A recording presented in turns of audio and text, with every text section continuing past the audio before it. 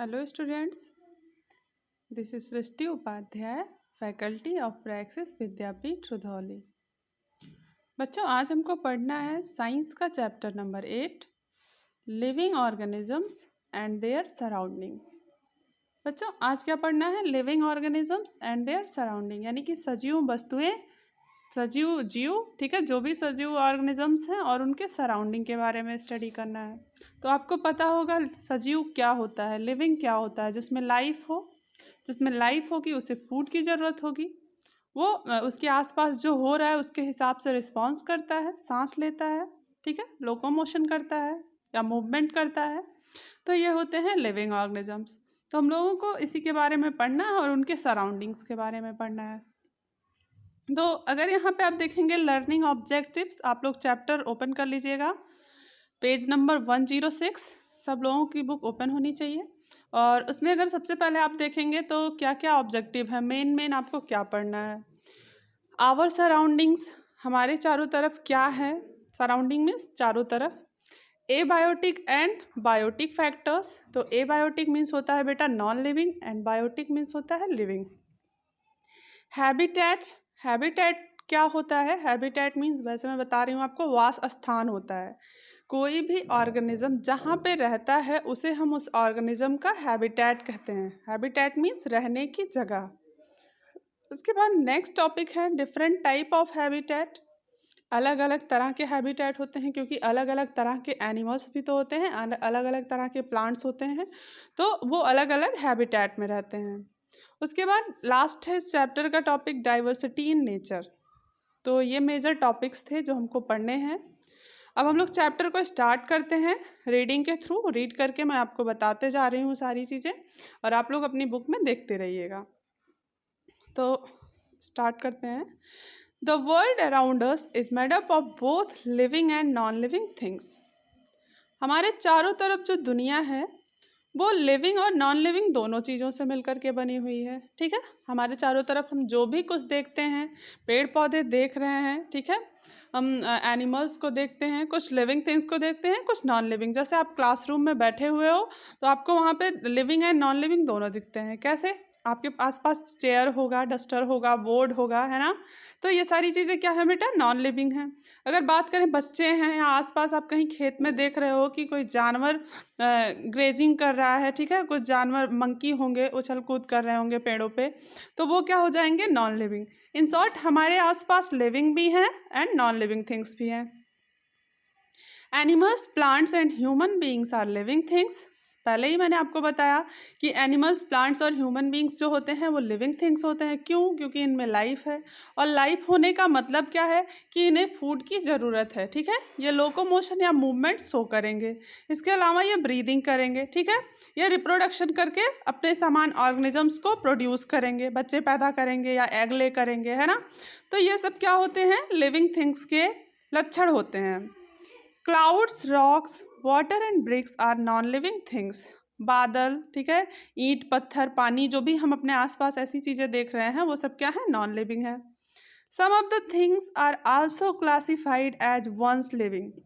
कुछ चीज़ों को क्लासिफाई किया गया है एक ग्रुप में और उसका नाम है वंस लिविंग। अब ये वंस लिविंग क्या होता है देखिएगा। जैसे paper, furniture, cork are things which are once living. ध्यान दीजिएगा और इस लाइन को अंडरलाइन कर लीजिए। वंस लिविंग मीन्स कि कोई ऐसी चीज़ जो कभी लिविंग थी लेकिन अब क्या हो गई है? नॉन लिविंग हो गई है, ठीक है। तो वंस लिविंग मीन्स क्या होता है बेटा? कोई ऐसी चीज़ जो पहले लिविंग थी लेकिन अब क्या हो गई है? Non living. जैसे कि आपको बताया गया पेपर, फर्नीचर, कॉर्क, ठीक है। पेपर किससे बनता है? आपको पता है, बैम्बू पल्प से, पेड़ से बनता है। अब वो जो पेड़ रहा होगा, जब वो हरा भरा रहा होगा तो उसे फूड की जरूरत रही होगी, है ना। वो मूवमेंट शो करता था, हवा चलती थी तो पेड़ हिलता था। इसके अलावा वो रेस्पिरेशन भी करता था, सर्कुलेशन भी उसमें होता था। यानी कि वो पेड़ क्या था? जब हरा भरा था तो लिविंग था, यानी कि वंस लिविंग की कैटेगरी में आया। और उस पेड़ को सुखा करके जब उस पेड़ से पेपर बना दिया गया तो पेपर क्या हो गया? Non living. Just like furniture, furniture भी तो पेड़ से बना होता है। तो पेड़ पहले क्या था? वंस लिविंग, यानी कि कभी जिंदा था, और अब क्या है? अब वो नॉन लिविंग में आ गया। तो ये सारे वंस लिविंग के एग्जाम्पल हैं, मतलब ऐसी चीज़ें जो पहले हरी भरी थी या उनमें लाइफ थी और बाद में क्या हो गई हैं, डेड हो गई हैं, नॉन लिविंग हो गई हैं। तो आपने कितनी कैटेगरी देखी, living, non living, major category, और एक और है आपके लिए वंस लिविंग। आगे देखते हैं, paper, furniture and cork are made up of wood and obtain from the plants. आप सबको मैंने बता दिया ऑलरेडी कि पेपर, फर्नीचर, कॉर्क ये सब लकड़ी से बने होते हैं, और लकड़ी किससे मिलता है हमको बेटा, पौधों से।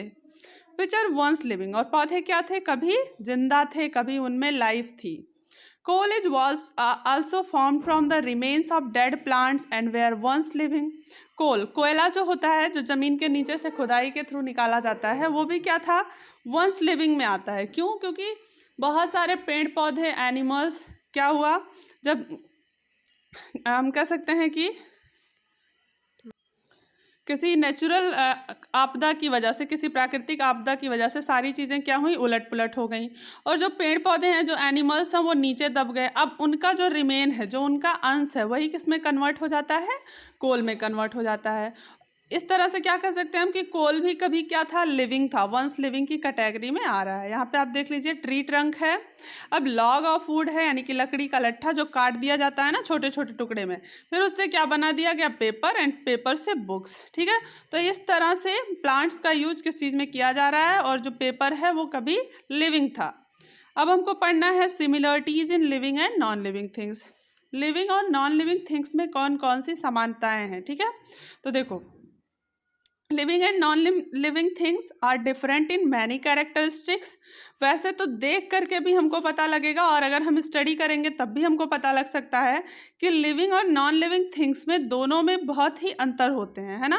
क्योंकि नॉन लिविंग थिंग तो खाना खाएगा नहीं, और लिविंग थिंग जो होता है वो खाना खाता है। पहला मेजर डिफरेंस आपने देख लिया। ऐसे ही बहुत सारे डिफरेंस होते हैं, but they also have a few similarities. उनके अंदर कुछ क्या होती हैं, समानताएं भी होती हैं। जैसे both living and non living things are made up of matter. चाहे कोई लिविंग थिंग्स हो, चाहे कोई नॉन लिविंग थिंग हो, दोनों किससे बना हुआ होगा बेटा, मैटर से। मैटर क्या है, आप सबको पता है कि मैटर एक ऐसी चीज होती है जिसमें मास होता है, और क्या होता है, हैव स्पेस, जगह घेरता है, और उसमें मास पाया जाता है, उसी को मैटर कहते हैं। यानी कि हम लोग भी मैटर के बने हुए हैं, है ना। सारे लिविंग थिंग्स भी मैटर के बने हुए हैं, नॉन लिविंग थिंग्स भी मैटर के बने हुए हैं। यानी कि एक समानता आपको दिख गई यहाँ पे। They occupy space and have shape as well as mass. अब जैसे कह रहे हैं कि नॉन लिविंग थिंग्स भी जगह घेरते हैं, और उनमें भी भार होता है, और लिविंग थिंग्स में भी भार होता है, और वो भी जगह घेरते हैं। तो ये क्या हो गई, समानता।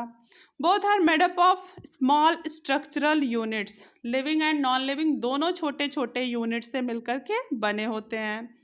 The smallest structural unit are called cells in living things and molecules in non-living things. अब देखिए, मिलाने की कोशिश करिएगा। आप लोग जब अपर क्लास में जाएंगे तो आपको सेल पढ़ने को मिलेगा। एंड सेल क्या होती है, यूनिट ऑफ लाइफ होती है। जितने भी लिविंग थिंग्स हैं उनकी बॉडी सेल से मिलकर के बनी हुई होती है। बहुत सारे सेल मिलकर टिश्यू को फॉर्मेशन करते हैं, बहुत सारे टिश्यू मिलकर ऑर्गन बनाते हैं, और बहुत सारे ऑर्गन मिलकर ऑर्गन सिस्टम, यानी कि एक व्यक्ति की बॉडी बनाते हैं। ठीक है, तो ऐसा सारे एनिमल्स में होता है। लेकिन अगर नॉन लिविंग थिंग्स की बात करें तो नॉन लिविंग थिंग्स कैसे बना होता है बेटा, कि जो मैटर होता है उसमें आपको पढ़ाया गया है, matter is made up of molecules. Matter molecule से मिलकर के बना है, और जो मॉलिक्यूल होता है वो भी छोटे छोटे एटम से मिलकर के बना होता है। ठीक है, तो हम यहाँ पे सेल की जो बराबरी है मॉलिक्यूल से करवा रहे हैं। ठीक है, कि हमारी बॉडी सेल से बनी है जिस तरह से, उसी तरह से जो नॉन लिविंग थिंग्स की बॉडी होती है वो छोटे छोटे मॉलिक्यूल से बनी होती है। तो ये दूसरी समानता हो गई। आगे देखेंगे, these can not be seen with our naked eyes. तो ना तो हम सेल को देख सकते हैं बिना हम कह सकते हैं माइक्रोस्कोप के, और ना ही हम मॉलिक्यूल को देख सकते हैं बिना माइक्रोस्कोप के। ठीक है, नेक्ड आई से नहीं देख सकते हैं। To see them different types of microscopes are used. अगर हमको देखना है मॉलिक्यूल्स को, यानी कि नॉन लिविंग्स के मॉलिक्यूल्स को, या लिविंग थिंग्स के कह दें, क्या देखेंगे हम लोग, सेल्स को देखेंगे, तो हमको क्या चाहिए, हमको माइक्रोस्कोप का यूज करना पड़ेगा। तो सिमिलरिटी आपने देखा कौन कौन सी समानताएं हैं, दोनों मॉलिक्यूल से मिलकर के बने हैं, नॉन लिविंग मॉलिक्यूल से बना हुआ है, लिविंग क्या है, सेल से बना हुआ है। तो लगभग दोनों की जो कॉम्पोजिशन का वो है यूनिट है वो क्या है, छोटा छोटा है, स्मॉल स्ट्रक्चरल यूनिट है। दोनों में मैटर यूज हुआ है, ठीक है। तो इस तरह से कुछ समानताएं हैं। लिविंग थिंग्स भी स्थान घेरती हैं, उनमें भार होता है, नॉन लिविंग थिंग्स भी स्थान घेरती हैं, उनमें भार होता है। अब पढ़ना है differences between living and non living things. Similarity पढ़ा आपने, अब आपको पढ़ना है अंतर क्या क्या होता है लिविंग एंड नॉन लिविंग में। तो देख लेते हैं। Living things differ from non living things in a number of features. Living things और नॉन लिविंग थिंग्स में बहुत सारे अंतर होते हैं, जिसे हम एक एक करके देखते जा रहे हैं अभी। Some of them are growth, nutrition, movement, reproduction and excretion, ठीक है। तो जो भी लिविंग थिंग्स है बेटा, आपको बताया गया है कि सारे लिविंग थिंग्स ग्रोथ करते हैं, चाहे वो प्लांट हो चाहे वो एनिमल हो, है ना। क्योंकि जो भी खाना खाएगा वो तो खाने का यूज कहाँ होगा, जो फूड लेते हैं लिविंग थिंग्स उस फूड का यूज कहाँ होता है, उनके ग्रोथ में। पौधे में आप पानी डालते हो तो पानी के हेल्प से प्लस सनलाइट प्लस क्लोरोफिल ये सब मिला के प्लांट क्या करता है, फोटोसिंथेसिस, और फोटोसिंथेसिस से प्लांट का खाना बन जाएगा। खाना बनेगा तो उस खाने का यूज वो कहाँ करते हैं, अपने ग्रोथ में। ऐसे ही एनिमल्स भी होते हैं। हम लोग बहुत छोटे थे पहले, हम लोग बड़े कैसे हुए, बचपन में हम लोग जब खाना नहीं खा पा रहे थे हमको दूध पिलाया जा रहा था। फिर और ज़्यादा डेवलपमेंट हुआ, टीथ का फॉर्मेशन हो गया, हमारे अंदर सारे ऑर्गन अच्छे से डेवलप हो गए, हमारा डाइजेस्टिव सिस्टम अच्छे से डेवलप हो गया, फिर हम दाल चावल रोटी सब्जी सब कुछ खाने लगे, है ना। जब सारी चीज़ें हम लोगों ने खा लिया, अब हमारा डेवलपमेंट हो गया, हम बड़े हो गए, धीरे धीरे ग्रोथ हो रही है। अभी आप लोग क्लास 6 में हैं और ग्रोथ होगी, आप 7th 8th 9th 10th and देखेंगे कि एक पर्टिकुलर टाइम तक क्या होता रहता है, ग्रोथ होता रहता है। यानी कि लिविंग थिंग्स में ग्रोथ होता है। लेकिन आप कोई मिट्टी की मूर्ति बना के देख लीजिए, उसको खाना खिलाइए, वो खाना खाएगा, नहीं खाएगा। आप जितना बड़ा बनाए हैं उसको उतना ही बड़ा रहेगा, चाहे आप 100 साल बाद देखिए चाहे आप 50 साल बाद देखिए। तो ये एक अंतर हो गया कि लिविंग थिंग्स में ग्रोथ होता है, नॉन लिविंग थिंग्स में नहीं होता है। न्यूट्रिशन, अब जब खाना ही नहीं खाएंगे तो न्यूट्रिशन क्या, नॉन लिविंग थिंग्स में न्यूट्रिशन होगा नहीं, लिविंग थिंग्स में क्या होगा, न्यूट्रिशन होगा। मूवमेंट, तो जिसमें लाइफ रहेगी वही मूवमेंट करेगा। लिविंग थिंग्स मूवमेंट शो करते हैं एंड नॉन लिविंग थिंग्स नहीं शो करते हैं। नेक्स्ट थिंग है रिप्रोडक्शन। रिप्रोडक्शन मीन्स होता है कि अपने ही समान संतान की उत्पत्ति करना। जैसे प्लांट्स में हो गया, प्लांट से नए प्लांट्स बनते हैं ना सीड के थ्रू, या आप किसी पौधे का वेजिटेटिव रिप्रोडक्शन करवाते हो। वेजिटेटिव रिप्रोडक्शन मीन्स डाल काट के जो लगा दिया जाता है वो हो गया रिप्रोडक्शन। या आपने देखा होगा बर्ड्स को, बहुत सारे एनिमल्स को कि बेबी प्रोड्यूस करते हैं, एग ले करते हैं, ये सब क्या है, रिप्रोडक्शन है। तो जिसमें लाइफ होगी, जो ग्रोथ करेगा, जो खाना खाएगा, जो मूवमेंट करेगा, वही रिप्रोडक्शन करेगा। नॉन लिविंग थिंग्स कभी भी रिप्रोडक्शन नहीं करते हैं। एक्सक्रीशन, जब हम लोग खाना खाते हैं ना तो बॉडी में बहुत सारे वेस्ट प्रोडक्ट होते हैं और उस फूड में भी बहुत सारा वेस्ट होता है। तो उस वेस्ट प्रोडक्ट को क्या करना है, जितना ज़रूरी चीज़ है सब कुछ आपके शरीर में पच गया, डाइजेशन हो गया। अब जो वेस्ट है उसको बॉडी से बाहर जाना है तो उसे क्या कहते हैं, एक्सक्रीशन कहते हैं। तो जो खाना खाएगा वही तो एक्सक्रीशन करेगा, जिसमें न्यूट्रिशन होगा उसी में एक्सक्रीशन होगा। तो नॉन लिविंग थिंग्स में एक्सक्रीशन नहीं होगा।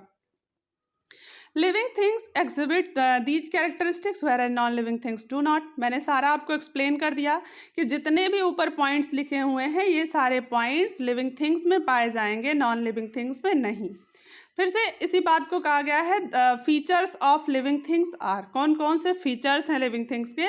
तो पॉइंट नंबर 1 है सेल्स, न्यूट्रिशन, मूवमेंट, फिर है ग्रोथ एंड डेथ, फिर है respiration, excretion, response to stimuli and reproduction. अब इन सारी चीज़ों को हमको एक एक करके पढ़ना है इस चैप्टर में, स्पेशली हमको इन्हीं सारे पॉइंट्स पे डिटेल में स्टडी करनी है। तो सबसे पहले हम लोग देखेंगे सेल्स के बारे में, सेल्स क्या होती हैं। तो हेडिंग है स्ट्रक्चरल ऑर्गेनाइजेशन। स्ट्रक्चरल ऑर्गेनाइजेशन मतलब कि लिविंग थिंग्स का जो स्ट्रक्चर होता है वो किससे बना हुआ होता है, किससे शुरुआत होती है और किस पे अंत होगा, कैसे कैसे वो बने होते हैं। तो स्ट्रक्चरल ऑर्गेनाइजेशन मतलब क्या कहेंगे कि संरचनात्मक और जो प्रारूप है उनका बनने का, उसी को हम लोग इसमें पढ़ेंगे। तो देखिए, all living things are made up of cells. सारे लिविंग थिंग्स सेल से बने हुए हैं। The cell is the smallest living structure that can function independently. Cell एक स्मॉलेस्ट लिविंग स्ट्रक्चर होती है, मीन्स एक छोटा सा स्ट्रक्चर होता है हमारे बॉडी में, लेकिन वो अकेले अकेले बहुत सारा फंक्शन करती है। आगे देखिएगा, cell can be compare to a brick of which walls can and buildings are made up of. Cell को हम लोग कंपेयर कर सकते हैं किससे? एक मकान में जो ईंट यूज होती है उस तरह से कंपेयर कर सकते हैं। कैसे? आपके दिमाग में क्वेश्चन आना चाहिए कैसे, ठीक है। अब जैसे आप देखते हैं मकान में एक ईंट से बहुत सारे ईंट का अगर आप यूज करते हो तो एक वॉल बन जाती है, दीवार। फिर दीवार से क्या आपने चारों तरफ से 4 दीवार बना दिए और चारों दीवार के ऊपर लद गया छत, तो एक कमरा बन जाता है, पूरा एक घर बन जाता है ना। तो ऐसे ही सेम तरह से हमारी बॉडी भी होती है। एक सेल है, समझ लीजिए एक ईंट, अब बहुत सारी सेल मिल करके क्या बनाएंगी? एक टिश्यू। टिश्यू मतलब एक दीवार बन गया। अब बहुत सारे टिश्यू मिल करके बनाते हैं एक ऑर्गन, यानी कि बहुत सारे दीवार बना दिए गए, ठीक है। 4 दीवार, 5 दीवार, 6 दीवार, जब घर बनवाना होता है तो बहुत सारे दीवार बनते हैं। अब सारे दीवार के ऊपर लगा दिया गया छत, यानी कि सारे ऑर्गन मिल करके क्या बन गए? एक ऑर्गन सिस्टम। जैसे घर बन गया उसी तरह से ऑर्गन सिस्टम बन गया, एक बॉडी बन गई। तो इस चीज़ को आप लोग फिर से रिवाइज करके वीडियो देख लीजिएगा कि कैसे मैंने बताया है कि ईंट को सेल से कंपेयर करवाया गया है। जैसे सेल यूनिट होती है बॉडी की, ऐसे ही ईंट होती है यूनिट घर की। आगे देखते हैं, some animals are made up of single cell. कुछ एनिमल यानी कि कुछ ऑर्गेनिजम्स ऐसे होते हैं जो कि केवल एक सेल के बने होते हैं। Such single celled organisms are called unicellular. ऐसे सिंगल सेल वाले ऑर्गेनिजम्स को जिनकी बॉडी एक सेल से बनी होती है उन्हें कहा जाता है यूनिसेलुलर ऑर्गेनिजम्स, यानी कि एक सेल से बने हुए ऑर्गेनिजम्स को क्या कहेंगे? एक कोशिकीय जीव। Bacteria, yeast, amoeba etcetera are unicellular organisms. Bacteria, yeast, amoeba, ये सब क्या होता है? यूनिसेलुलर ऑर्गेनिज्म होता है। यहाँ देख लीजिए, पैरामीशियम, अमीबा, ठीक है, बैक्टीरिया, ये सब इनकी शरीर एक ही सेल की बनी होगी। एक ही सेल के अंदर न्यूट्रिशन, डाइजेशन, एक्सक्रीशन सारा प्रोसेस हो जाता है, इवन रिप्रोडक्शन भी हो जाता है। ये अपने समान ऑर्गेनिज्म की उत्पत्ति भी कर देते हैं। The number of cells does not change throughout their life. जो सेल का नंबर होता है, एक बार याद रखिएगा कि जो यूनिसेलुलर ऑर्गेनिज्म है, अगर उनकी बॉडी एक सेल की बनी है तो पूरे जीवन, पूरे शरीर में एक ही सेल होगा, वो बदलता नहीं है। जो मल्टी सेलुलर हैं, जिनकी बॉडी बहुत सारे सेल से मिलकर के बनी हुई है, तो वो मल्टी सेलुलर ही रहेंगे। उनकी बॉडी में भी क्या होगा? सेल का नंबर घटता बढ़ता नहीं है। अब ये अलग बात है कि जैसे छोटा है कोई पौधा, फिर धीरे धीरे सेल में डिवीजन होता है तो ग्रोथ होती जाती है, सेल का नंबर बाद में बढ़ जाता है। बट यहाँ पे देखेंगे अगर यूनिसेलुलर के केस में तो सेल का नंबर पूरी लाइफ नहीं बढ़ेगा।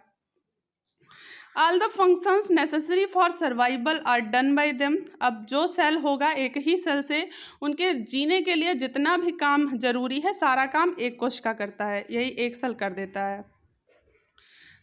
Organisms having more than one cell are called multicellular organisms. अब कुछ ऑर्गेनिजम्स ऐसे भी होते हैं जिनकी बॉडी एक सेल से ज़्यादा की बनी होती है, तो उनको क्या कहेंगे? मल्टीसेलुलर ऑर्गेनिजम्स, या हिंदी में बोलें तो बहुकोशिकीय जीव, ठीक है। बहुत सारे कोशिका से जिनकी बॉडी मिलकर के बनी होती है। सेल की हिंदी होती है कोशिका। The bigger the size of an organism the more the number of cells. किसी भी ऑर्गेनिज्म का साइज जितना बड़ा, उसमें सेल का नंबर उतना ज़्यादा, ठीक है। जितना बड़ा कोई ऑर्गेनिज्म होगा उतने ज़्यादा उसमें सेल होंगे, क्योंकि ज़्यादा बड़ा ऑर्गेनिज्म होगा तो उसमें ज़्यादा सेल्स जो होंगी मिलकर के टिश्यू बना लेंगी।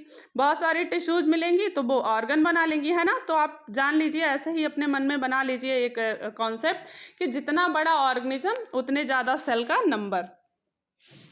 आगे देखिएगा, However, each organism begins its life from a single cell।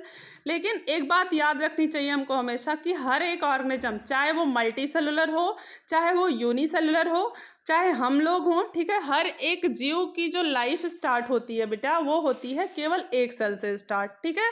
क्योंकि जो भी ऑर्गेनिजम्स बनता है उसमें मेल फीमेल गैमीट्स का फ्यूजन होता है। ये सब आप अपर क्लासेस में पढ़ेंगे।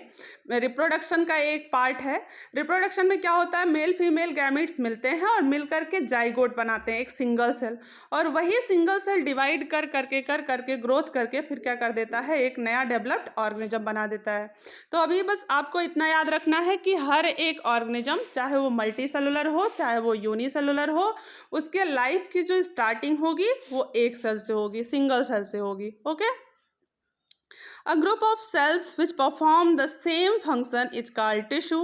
Group of cell, जो सेल्स का ग्रुप होता है, बहुत सारे सेल मिल करके जो बनाते हैं, जैसे बहुत सारी ईंट मिल करके दीवार बनाती है ना, ऐसे ही बहुत सारे सेल मिल करके जो एक ग्रुप बनाते हैं उनको कहा जाता है टिश्यू। और टिश्यू जो होते हैं वो सेम फंक्शन करते हैं। जैसे अलग अलग जगह पे अलग अलग टाइप के टिश्यू होते हैं, मस्कुलर टिश्यू हो गया, नर्वस टिश्यू हो गया, ठीक है, ये सब आप आगे पढ़ोगे। Many tissues combine to form organs, बहुत सारे टिश्यूज मिलकर के क्या बनाएंगे, ऑर्गन बनाएंगे, एक अंग बनाते हैं। Organs combine to form organ system, और जो ऑर्गन्स होते हैं वो मिलकर के ऑर्गन सिस्टम बनाते हैं। ठीक है, आगे देखिएगा, ऑर्गन सिस्टम में work together to form an organisms. अब जब ऑर्गन सिस्टम बन गया तो वो क्या करेगा, ऑर्गेनिजम्स को चलाएगा। ऑर्गन सिस्टम ही समझ लीजिए एक मशीन बन करके पूरा तैयार हो गया। अब उसको फ्यूल चाहिए, यानी कि खाना चाहिए, खाना खाएगा तो उसी को हम क्या कह देंगे, न्यूट्रिशन कह देंगे।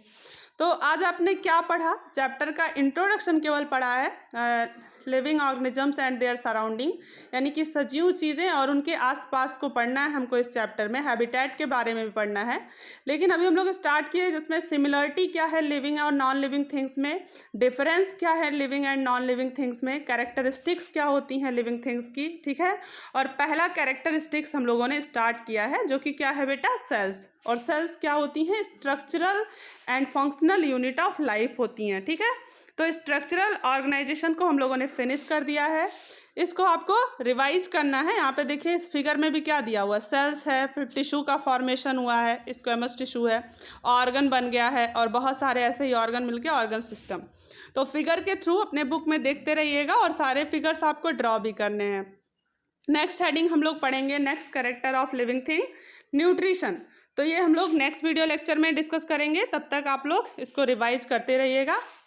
Thank you.